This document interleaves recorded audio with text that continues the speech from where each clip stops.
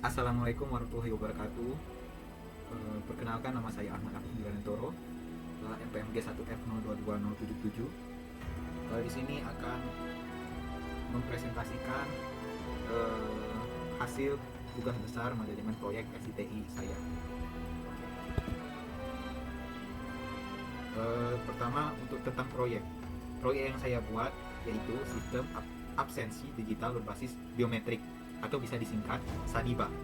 Proyek pengembangan sistem absensi sekolah digital berbasis biometrik SADIBA bertujuan untuk menggantikan sistem absensi manual yang masih banyak digunakan di sekolah-sekolah dengan sebuah sistem berbasis teknologi biometrik.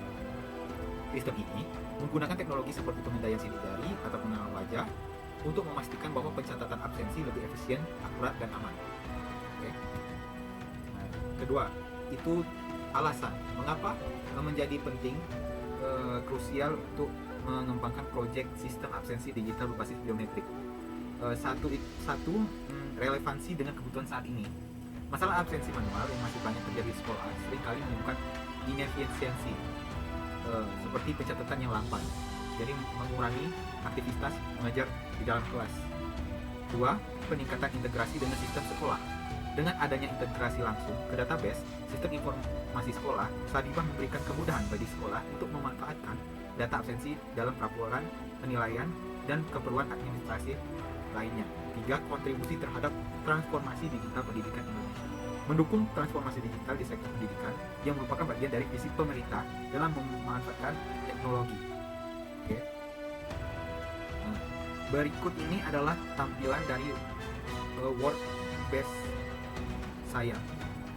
Dapat dilihat dalam sistem absensi sekolah digital berbasis biometrik, saya sebagai manajer memiliki beberapa substack, beberapa main stack. Satu, analisis kebutuhan sistem. Dua, desain sistem dan arsitektur. Tiga, pengadaan perangkat keras. Empat, pengembangan perangkat lunak. Lima, implementasi sistem absensi biometrik. 6. Integrasi dengan database sekolah. 7. Uji coba sistem. 8. Pelatihan untuk pengguna. 9. Mendeploy sistem ke lingkungan sekolah. 10. Pemeliharaan dan dukungan pasca implementasi. Oke, kita masuk ke dalam exception dan working time. Dalam exception, saya menempatkan libur bersama itu pada tanggal 21 bulan 8 2024 dan sampai 23 bulan 8 2024. Untuk cuti hari besar, di sini saya akan meletakkan di tanggal 25 bulan 9, lalu selesainya atau liburnya selesai itu tanggal 27/9. Dan yang terakhir saya menambahkan exceptionnya itu Natal dan Tahun Baru, itu tanggal 24 bulan 12 atau Desember sampai dengan 25 Desember 2024. Lalu pada working time-nya, working time yang dibuat pada project plan ini mengandung memuat sistem 6 hari kerja. Maka 6 hari kerja, tetapi pada hari Sabtunya itu adalah setengah hari. Berarti liburnya cuma hari Minggu. Berikut predekursor dari sistem dari project plan yang saya buat. Dapat dilihat pada project plan-nya itu adalah seperti penyusunan dokumen spesifik kebutuhan 4 RS plus 1 hari. Ini dimaksudkan berarti task ini berjalan setelah task 4, which is itu membuat analisis fungsional sistem, selesai, baru dia akan berjalan. Lalu di sini ada 7 SS. Apa itu 7 SS? 7 SS itu berarti task atau tugas ya dilakukan dimulai bersama-sama dengan kolom 7. Dan itu saja yang saya pakai pada process score-nya. Lalu pada resource. Pada resource bisa dilihat pada resource view. Terdapat project manager, system analyst, development, UI UX designer, IT technician, trainer. Itu merupakan tipe pekerja, diinisialisikan seperti pada gambar. Lalu ada tipe cost. Tipe cost itu ada internet, communication, travel expenses, biometric, office supplier. Lalu pada material terdapat biometric scanner, server, komputer, PC atau workstation, software license. Di sini dapat dilihat kalau pada tipe Word, max itu ditandai sebagai berapa banyak orang ya, 100% berarti 1, 200% berarti 2 orang, 300% berarti 3 orang. Gaji yang didapatkan dalam per hari untuk pekerja beragam, bisa lihat pada gambar. Ada 500.000, 400.000, 350.000 per hari. Dan overrate atau uang lemburnya untuk project manager itu 75.000, developer 60.000, sistem analis 70.000, dan lain sebagainya. Oke. Selanjutnya ini adalah pengalokasian resource yang telah dibuat. Dapat dilihat pada gambar. 1 itu ada project manager dan sistem analis. 2 itu ada UI UX designer, IT technician, developer dan sistem analis. 3 itu IT technician, project manager. 4 developer, sistem analis. 5 itu implementasi sistem absensi biometrik, developer dan accommodation. 6 integrasi dengan database sekolah, developer dan sistem analis. 7 uji coba sistem IT technician, sistem analis. Pelatihan pengguna, project manager dan trainer. Deploy sistem dan lingkungan sekolah itu IT technician, project manager. Lalu dan yang terakhir 10 pemeliharaan dan dukungan pasca implementasi itu technician, IT technician. Oke, sekarang kita akan masuk ke cost. Bisa dilihat pada gambar cost yang telah dibuat. Terdapat total cost sebanyak 225.800 dengan baseline-nya itu 219 dan variasinya itu 6.800. Setelah di ini aktualnya itu 214 juta sekian. Dan kalau pada tabel itu yang tersisa sekitar 10 juta. Ini remain ini berarti sisa cost yang tersedia. Berarti ini yang saya buat telah berjalan hampir seutuhnya selesai. Oke, optimasi proyek. Penempatan critical task. Saya menempatkan critical task pada pengembangan antar muka pengguna, di mana saya akan di mana pengembangan antar muka dan pengujian debugging itu akan berjalan bersama-sama dengan 17, yaitu pengembangan modul absensi berbasis biometrik. Tetapi pengembangan antar muka itu tidak dijadikan critical task, pengembangan critical task. Jadi saya akan menggunakan lag time minus 5 day. Tuh. Lalu optimasi proyek. Berikut adalah pengurangan beban kerja dan tambah sumber daya. Pada pengurangan beban, saya akan mengurangi beban developer dan beban sistem analis, di mana yang semulanya adalah 16, saya kurangi menjadi 10 jam saja gitu. Lalu tambah sumber daya. Pada tambah sumber daya, saya akan menambahkan sumber daya pada developer agar mengurangi waktu kerjanya. Jadi 400. Jadi developernya ada 4 orang. Target kemajuan. Oke, di sini saya target kemajuan yang bisa dilihat pada project plan saya itu 21%. Ini sudah saya ganti, yang sebelumnya itu 81%. Saya coba utak-atik menjadi 21%. Jadinya seperti ini, biar tidak kebanyakan. Jadi yang baru selesai itu baru sampai nomor main task desain sistem dan arsitektur, di mana penyusunan dokumen desain sistem itu baru berjalan 12%, atau baru 1 hari.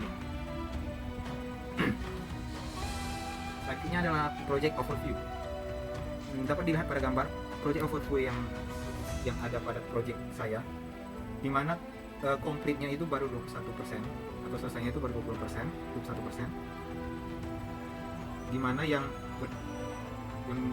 banyak menggunakan lead task-nya itu ada di desain arsitektur sistem, penyusunan dan dokumen sistem gitu. Cost overview. pada cost overview ini dapat dilihat cost biaya pada project saya ini, yaitu 225.700.000, di mana pada penyelesaian 21% ini project ini telah memakan biaya 25.700.000 untuk gaji. Jadi remaining cost-nya tersisa 200.003.000.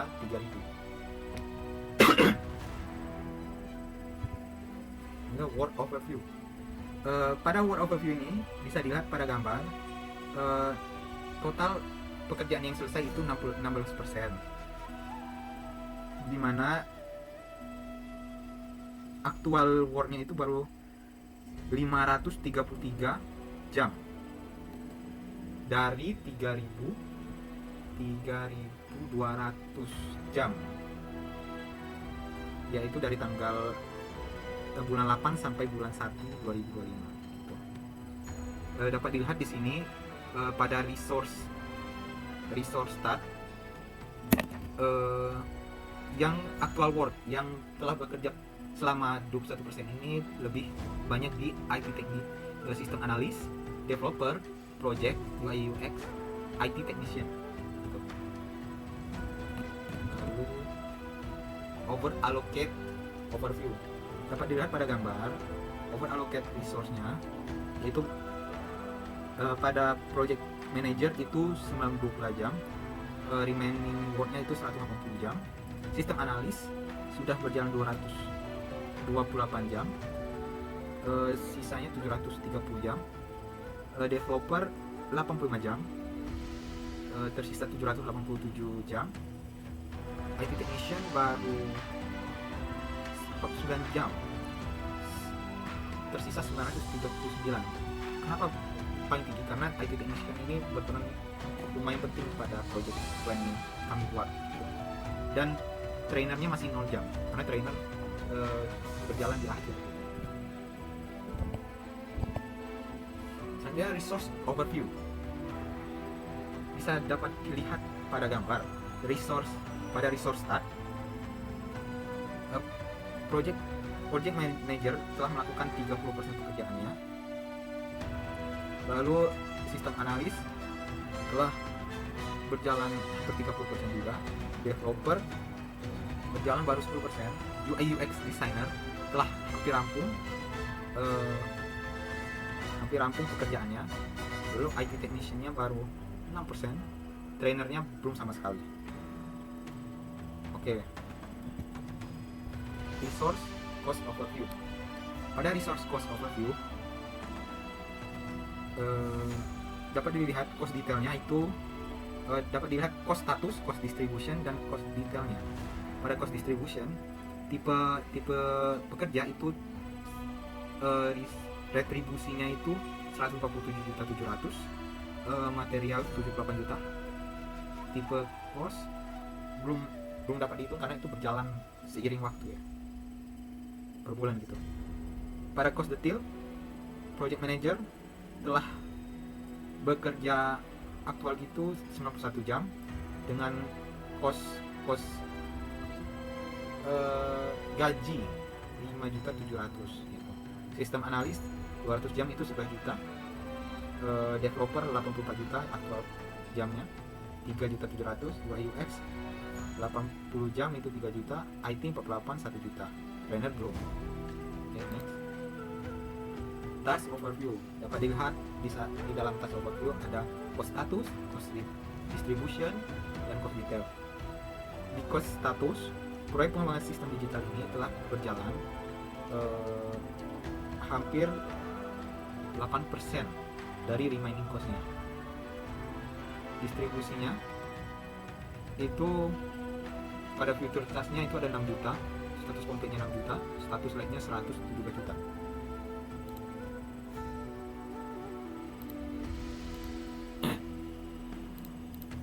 Lalu yang terakhir, milestone overview.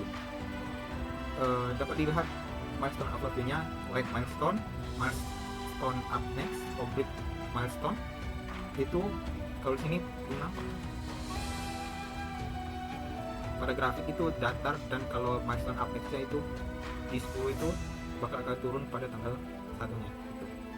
Oke, mungkin itu saja yang bisa saya sampaikan, saya jelaskan pada tugas besar MPS TI ini. Saya akhiri. Wassalamualaikum warahmatullahi wabarakatuh.